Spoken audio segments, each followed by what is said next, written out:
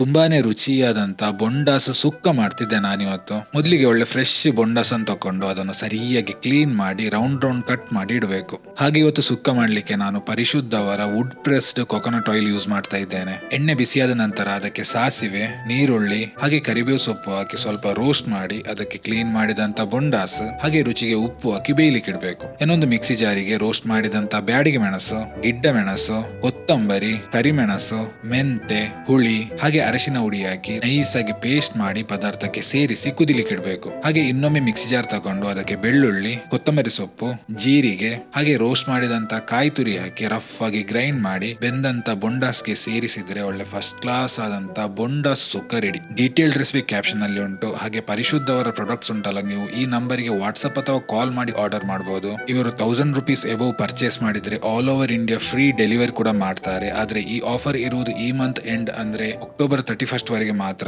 ನಮಸ್ಕಾರ.